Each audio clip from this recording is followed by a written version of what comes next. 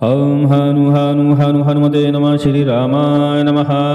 आज आप हनुमान जी महाराज का दिव्य शक्तिशाली हनुमाष्टकम स्त्रोत श्रवण करने वाले हैं। हनुमान जी महाराज की कृपा पाने के लिए यह स्त्रोत विशेष माना जाता है। हनुमान जी महाराज इस कराल काल कलयुग में प्रत्यक्ष रूप से विद्यमान हैं। उनका स्मरण मात्र हमारे जीवन के व्याधियों को दूर कर देता है। हनुमान अष्टक का नित्य प्रतिदिन श्रवण करने से समस्त प्रकार की नकारात्मक ऊर्जाएं दूर होती हैं, रोग व्याधि समाप्त होती हैं, ग्रह बाधा शांत होती है, धन सौभाग्य की प्राप्ति होती है और धन आगमन का मार्ग खुलता है। और हनुमान जी महाराज हर दिशा से, हर कोण से, हर प्रकार के व्याधि संकट से हमारे शरीर की, घर की, परिवार की, बच्चों की रक्षा करते हैं। हनुमान अष्टक का नित्य प्रतिदिन श्रवण करने का हमें प्रयास करना चाहिए और ये भी प्रयास करना चाहिए कि कम से कम मंगलवार शनिवार को इस हनुमान अष्टक का हम पाठ भी कर पाएं। ऐसा करने से हनुमान जी महाराज की विशेष कृपा की प्राप्ति होती है। कहा जाता है कि हनुमान जी महाराज का यह अष्टक जो पाठ करता है उसके जीवन से समस्त प्रकार की नकारात्मक ऊर्जा, प्रेत शक्तियां, तंत्र शक्तियां दूर हो जाती हैं। सुनते रहिए। हनुमदाष्टक स्तोत्रम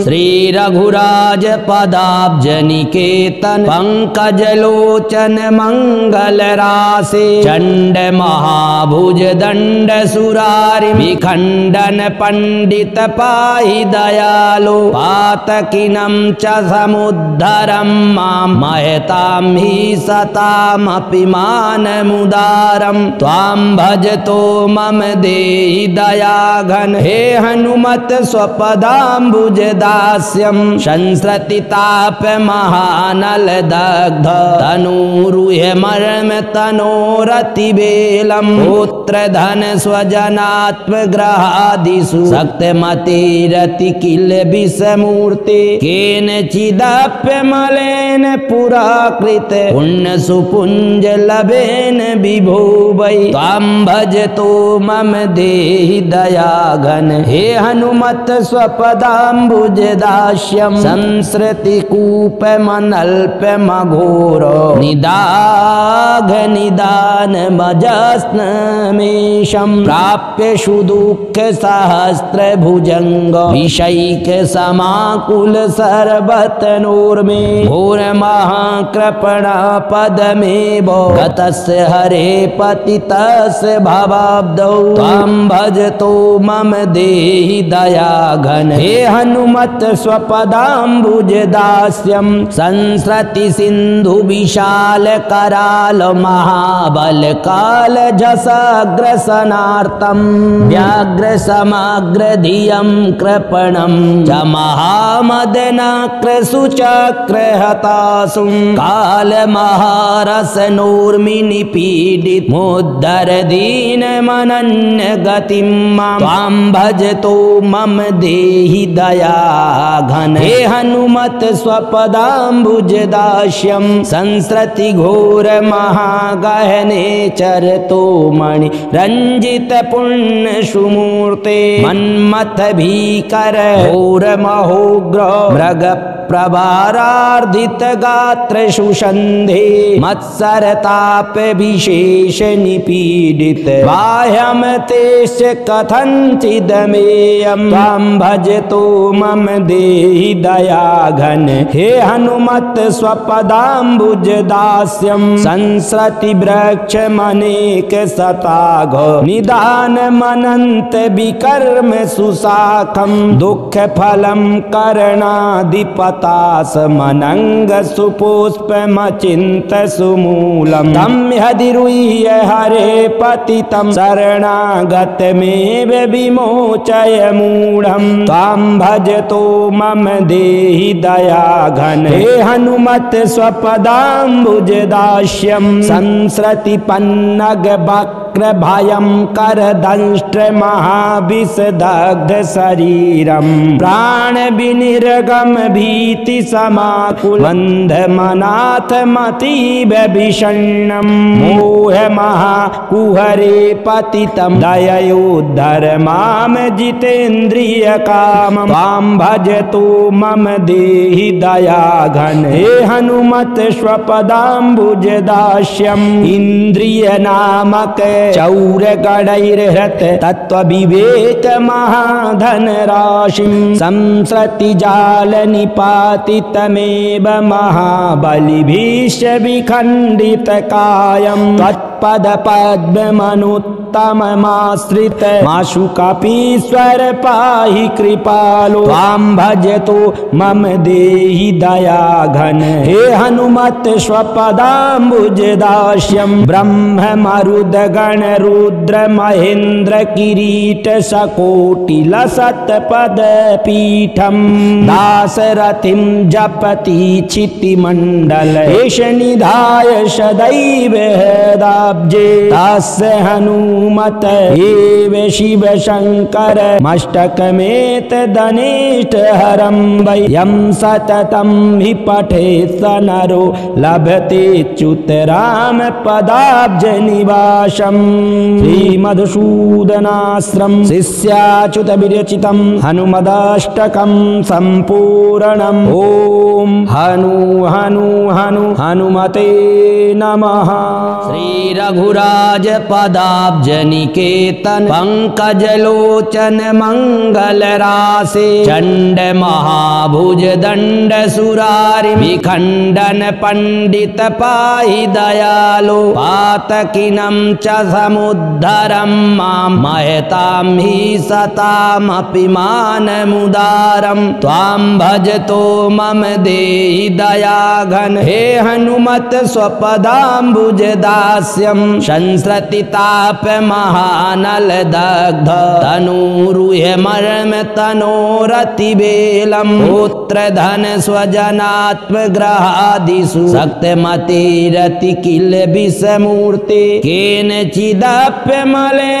पुराकृत पुण्य सुपुंज लभेन विभो वै त्वां भजतो मम देहि दयाघन हे हनुमत स्वपदाम्बुजदास्यं संसृति कूप मनल्प मघोर निदाघ निदान मजस्नमेशं प्राप्य सुदुःख सहस्र भुजंग विषैक समाकुल सर्वतनोर्मे घोर महाकृपणा पदमेव गतस्य हरे पतितस्य भवाब्दौ त्वां भजतो मम देहि दयाघन हे हनुमत स्वपदाम्बुजदास्यं संसृति सिंधु विशाल कराल महाबल काल जसाग्रसनार्थं व्याघ्र समग्र धियं कृपणं च महामदनाक्र सुचक्र हतासुं काल महारसनोर्मिनि पीडित मुद्धर दीन मनन्य गतिं मां त्वां भजतो मम देहि दयाघन हे हनुमत स्वपदाम्बुजदास्यं संसृति घोर महागहने चरतो मणि रंजित पुण्य सुमूर्ते मन्मथ भीकर घोर महोग्र मृग प्रभारार्धित गात्र सुषंधे मत्सरताप विशेष निपीडित बाह्यम तेष कथंचिदमेयं त्वां भजतो मम देहि दयाघन हे हनुमत स्वपदाम्बुजदास्यं संसृति वृक्ष मनेक सताघ निदान मनंत विकर्म सुशाखं दुख फलं करणाधिपतास मनंग सुपुष्पमचिंत सुमूलम तम हदिरुह्य हरे पतितं शरणागतमेव विमोचय मूढ़ं त्वां भजतो मम देहि दयाघन हे हनुमत स्वपदाम्बुजदास्यं संसृति पन्नग वक्र भयं कर दंष्ट्र महाविषदग्ध शरीरं प्राण विनिर्गम भीति समाकुल बंध मनाथ मतीव विषण्णं मोह महाकुहरे पतितं दययोद्धर माम जितेन्द्रिय कामं त्वां भजतो मम देहि दयाघन हे हनुमत स्वपदाम्बुजदास्यं इंद्रिय नामक चौर गणैर्हृत तत्व विवेक महाधन राशिं संसृति जाल निपातितमेव महाबलिभीष विखंडित कायं त्वत्पद पद्मनुत्तममाश्रित माशुकापीश्वर पाहि कृपालो त्वां भजतो मम देहि दयाघन हे हनुमत स्वपदाम्बुजदास्यं ब्रह्म मरुद गण रुद्र महेन्द्र किरीट सकोटिलसत् पद पीठम दासरथिं जपति क्षितिमण्डल एष निधाय सदैव हृदाब्जे तस्य हनुमत एव शिव शंकर मस्तकमेतदनिष्ट हरं वै यं सततं हि पठेत् स नरो लभते च्युतराम पदाब्ज निवासम् श्रीमधुसूदनाश्रम शिष्याच्युत विरचितं हनुमदाष्टकं सम्पूर्णम् ओम हनु हनु हनु हनुमते नमः। श्री रघुराज पदाब्ज निकेतन पंकज लोचन मंगल राशे चंड महाभुज दंड सुरारि विखंडन पंडित पाहि दयालो पातकिनं च समुद्धरं मां महतां हि सतामपि मानमुदारं त्वां भजतो मम देहि दयाघन हे हनुमत स्वपदाम्बुजदास्यं संसृतिताप महानल दग्ध तनूरुह मर्म तनोरतिबेलम् पुत्र धन स्वजनात्मग्रहादिषु शक्तिमतिरति किल विषमूर्ते केनचिदप्यमलेन पुराकृत पुण्य सुपुंज लभेन विभो वै त्वां भजतो मम देहि दयाघन हे हनुमत स्वपदाम्बुजदास्यं संसृतिकूपमनल्पमघोर निदाघ निदानमजस्नमेषं प्राप्य सुदुःख सहस्र भुजंग विषैक समाकुल सर्वतनोर्मे घोर महाकृपणा पदमेव गतस्य हरे पतितस्य भवाब्दौ त्वां भजतो मम देहि दयाघन हे हनुमत स्वपदाम्बुजदास्यं संसृति सिंधु विशाल कराल महाबल काल जसाग्रसनार्थं व्याघ्र समग्र धियं कृपणं च महामदनाक्र सुचक्र हतासुं काल महारसनोर्मिनि पीडित मुद्धर दीन मनन्य गतिं मां त्वां भजतो मम देहि दयाघन हे हनुमत स्वपदाम्बुजदास्यं संसृति घोर महागहने चरतो मणि रंजित पुण्य सुमूर्ते मन्मथ भीकर घोर महोग्र मृग प्रभारार्धित गात्र सुषंधे मत्सरताप विशेष निपीडित बाह्यम तेष कथंचिदमेयं त्वां भजतो मम देहि दयाघन हे हनुमत स्वपदाम्बुजदास्यं संसृति वृक्ष मनेक सताघ निदान मनंत विकर्म सुशाखं दुख फलं करणाधिपतास मनंग सुपुष्पमचिंत सुमूलम् तं ह्यधिरुह्य हरे पतितं शरणागतमेव विमोचय मूढं त्वां भजतो मम देहि दयाघन हे हनुमत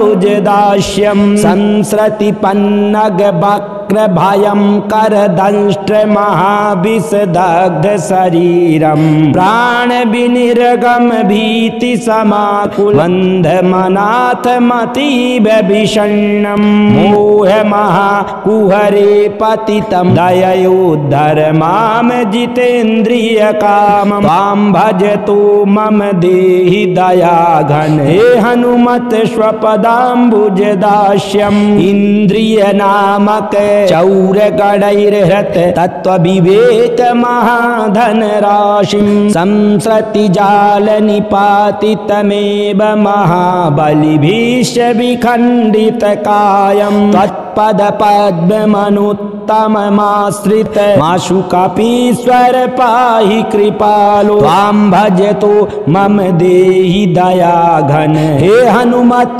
स्वपदाम्बुजदास्यं ब्रह्म मरुद गण रुद्र महेन्द्र किरीट सकोटि लसत पद पीठम दासरथिं जपति क्षितिमण्डल एष निधाय सदैव हृदाब्जे तस्य हनुमत एव शिव शंकर मस्तकमेतदनिष्ट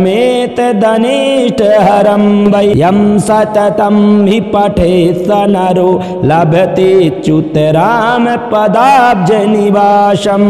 श्रीमधुसूदनाश्रम शिष्याच्युत विरचितं हनुमदाष्टकं सम्पूर्णम् ओम हनु हनु हनु हनुमते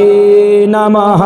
श्री रघुराज पदाब्ज निकेतन पंकज लोचन मंगल रासे चंड महाभुज दंड सुरारि विखंडन पंडित पाहि दयालो पातकिनं च समुद्धरं मां महतां हि सतामपि मानमुदारं त्वां भजतो मम देहि दयाघन हे हनुमत स्वपदाम्बुजदास्यं संसृतिताप महानल दग्ध तनूरुह मर्म तनोरतिबेलम पुत्र धन स्वजनात्मग्रहादिषु शक्तिमतिरति किल विषमूर्ते केनचिदप्य मलेन पुराकृत पुण्य सुपुंज लभेन विभो वै त्वां भजतो मम देहि दयाघन हे हनुमत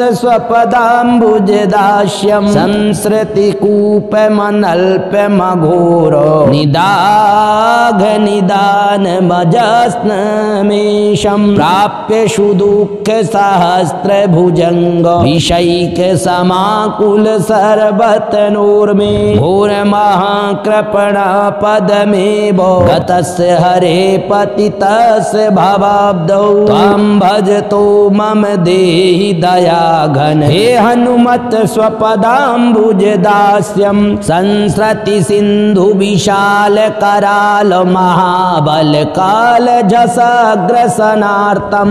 व्याघ्र समग्र धियं कृपणं च महामदनाक्र सुचक्र हतासुं काल महारसनोर्मिनि पीडित मुद्धर दीन मनन्य गतिं मां त्वां भजतो मम देहि दयाघन हे हनुमत स्वपदाम्बुजदास्यं संसृति घोर महागहने चरतो मणि रंजित पुण्य सुमूर्ते मन्मथ भीकर घोर महोग्र मृग प्रभारार्धित गात्र सुषंधे मत्सरताप विशेष निपीडित बाह्यम तेष कथंचिदमेयं त्वां भजतो मम देहि दयाघन हे हनुमत स्वपदाम्बुजदास्यं संसृति वृक्ष मनेक सताघ निदान मनंत विकर्म सुशाखं दुःख फलं करणाधिपतास मनंग सुपुष्पमचिंत सुमूलम् तं हदिरुह्य हरे पतितं शरणागतमेव विमोचय मूढं त्वां भजतो मम देहि दयाघन हे हनुमत स्वपदाम्बुजदास्यं संसृति पन्नग वक्र भयं कर दंष्ट्र महाविषदग्ध शरीरं प्राण विनिर्गम भीति समाकुल बंध मनाथ मतीव विषण्णं मोह महाकुहरे पतितं दययोद्धर माम जितेन्द्रिय कामं त्वां भजतो मम देहि दयाघन हे हनुमत स्वपदाम्बुजदास्यं इंद्रिय नामक चौर गणैर्हृत तत्व विवेक महाधन राशिं संसृति जाल निपातितमेव महाबलिभीष्य विखंडित कायं तत्पद पद्मनुत्तम तममाश्रित माशुकापीश्वर पाहि कृपालो त्वां भजतो मम देहि दयाघन हे हनुमत स्वपदाम्बुजदास्यं ब्रह्म मरुद गण रुद्र महेन्द्र किरीट सकोटि लसत पद पीठम दासरथिं जपति क्षितिमण्डल एष निधाय सदैव हृदाब्जे तस्य हनुमत एव शिव शंकर मस्तकमेतदनिष्ट हरं वै यं सततं हि पठेत् स नरो लभते च्युत राम पदाब्ज निवासम् श्रीमधुसूदनाश्रम शिष्याच्युत विरचितं हनुमदाष्टकं सम्पूर्णम् ओम हनु हनु हनु हनुमते नमः। श्री रघुराज पदाब्ज निकेतन पंकज लोचन मंगल रासे चंड महाभुज दंड सुरारि विखंडन पंडित पाहि दयालो पातकिनं च समुद्धरं मां महतां हि सतामपि मानमुदारं त्वां भजतो मम देहि दयाघन हे हनुमत स्वपदाम्बुजदास्यं संसृतिताप महानल दग्ध तनूरुह मर्म तनोरतिबेलम पुत्र धन स्वजनात्मग्रहादिषु शक्तिमतिरति किल विषमूर्ते केनचिदप्य मलेन पुराकृत पुण्य सुपुंज लभेन विभो वै त्वां भजतो मम देहि दयाघन हे हनुमत स्वपदाम्बुजदास्यं संसृति कूप मनल्प मघोर निदाघ निदान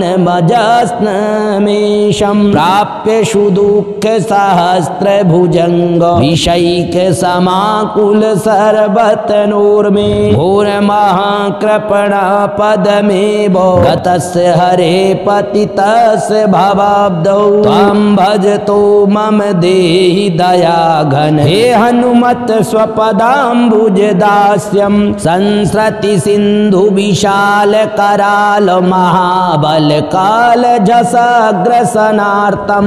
व्याघ्र समग्र धियं कृपणं च महामदनाक्र सुचक्र हतासुं काल महारसनोर्मिनि पीडित मुद्धर दीन मनन्य गतिं मां त्वां भजतो मम देहि दयाघन हे हनुमत स्वपदाम्बुजदास्यं संसृति घोर महागहने चरतो मणि रंजित पुण्य सुमूर्ते मन्मथ भीकर घोर महोग्र मृग प्रभारार्धित गात्र सुषंधे मत्सरताप विशेष निपीडित बाह्यम तेष कथंचिदमेयं त्वां भजतो मम देहि दयाघन हे हनुमत स्वपदाम्बुजदास्यं संसृति वृक्ष मनेक सताघ निदान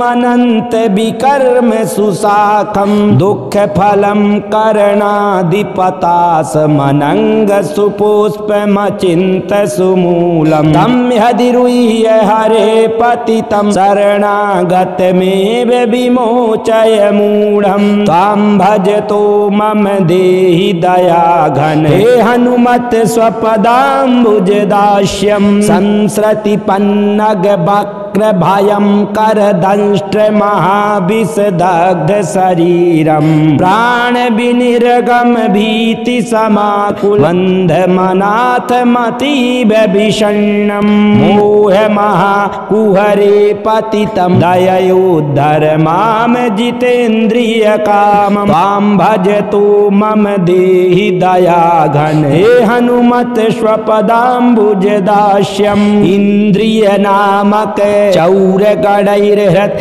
तत्व विवेक महाधन राशिं संसृति जाल निपातितमेव महाबलिभीष्य विखंडित कायं तत्पद पद्ममनुत्तम तममाश्रित माशुकापीश्वर पाहि कृपालो त्वां भजतो मम देहि दया घन हे हनुमत स्वपदाम्बुजदास्यं ब्रह्म मरुद गण रुद्र महेंद्र किरीट सकोटि लसत पद पीठम दासरथिं जपति चिति मंडल एष निधाय सदैव हृदाब्जे तस्य हनुमत एव शिव शंकर मस्तकमेत दनेष्ट हरं वै यं सततं हि पठेत् स नरो लभते च्युत राम पदाब्ज निवासम् श्रीमधुसूदनाश्रम शिष्याच्युत विरचितं हनुमदाष्टकं सम्पूर्णम् ओम हनु हनु हनु हनुमते नमः। श्री रघुराज पदाब्ज निकेतन पंकज लोचन मंगल रासे चंड महाभुज दंड सुरारि विखंडन पंडित पाहि दयालो पातकिनं च समुद्धरं मां महतां हि सतामपि मानमुदारं त्वां भजतो मम देहि दयाघन हे हनुमत स्वपदाम्बुजदास्यं संसृतिताप महानल दग्ध तनूरुह मर्म तनोरतिबेलम् पुत्र धन स्वजनात्मग्रहादिषु शक्तिमतिरति किल विषमूर्ते केनचिदप्य मलेन पुराकृत पुण्य सुपुंज लभेन विभो वै त्वां भजतो मम देहि दयाघन हे हनुमत स्वपदाम्बुजदास्यं संसृति कूप मनल्प मघोर निदाघ निदान मजस्नमेशं प्राप्य सुदुःख सहस्र भुजंग विषैक समाकुल सर्वतनोर्मे घोर महाकृपणा पदमेव गतस्य हरे पतितस्य भवाब्दौ त्वां भजतो मम देहि दयाघन हे हनुमत स्वपदाम्बुजदास्यं संसृति सिंधु विशाल कराल महाबल काल जसाग्रसनार्थं व्याघ्र समग्र धियं कृपणं च महामदनाक्र सुचक्र हतासुं काल महारसनोर्मिनि पीडित मुद्धर दीन मनन्य गतिं मां त्वां भजतो मम देहि दयाघन हे हनुमत स्वपदाम्बुजदास्यं संसृति घोर महागहने चरतो मणि रंजित पुण्य सुमूर्ते मन्मथ भीकर घोर महोग्र मृग प्रभारार्धित गात्र सुषंधे मत्सरताप विशेष निपीडित बाह्यम तेष कथंचिदमेयं त्वां भजतो मम देहि दयाघन हे हनुमत स्वपदाम्बुजदास्यं संसृति वृक्ष मनेक सताघ निदान मनंत विकर्म सुशाखं दुख फलं करणाधिपतास मनंग सुपुष्पमचिंत सुमूलम तम हदिरुह्य हरे पतितं शरणागतमेव विमोचय मूढ़ं त्वां भजतो मम देहि दयाघन हे हनुमत स्वपदाम्बुजदास्यं संसृति पन्नग वक्र भयं कर दंष्ट्र महाविषदग्ध शरीरं प्राण विनिर्गम भीति समाकुल बंध मनाथ मतीव विषण्णं मोह महाकुहरे पतितं दययोद्धर माम जितेन्द्रिय कामं त्वां भजतो मम देहि दयाघन हे हनुमत स्वपदाम्बुजदास्यं इंद्रिय नामक चौर गणैर्हृत तत्व विवेक महाधन राशिं संसृति जाल निपातितमेव महाबलिभीष विखंडित कायं त्वत्पद पद्मनुत्तममाश्रित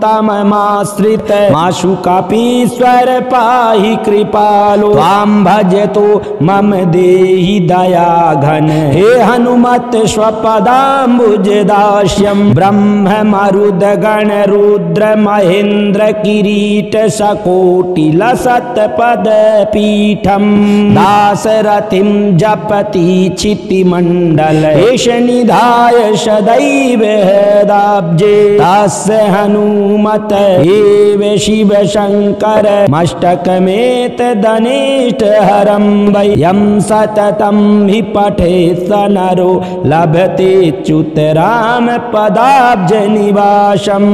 श्रीमधुसूदनाश्रम शिष्याच्युत विरचितं हनुमदाष्टकं सम्पूर्णम् ओम हनु हनु हनु हनुमते नमः।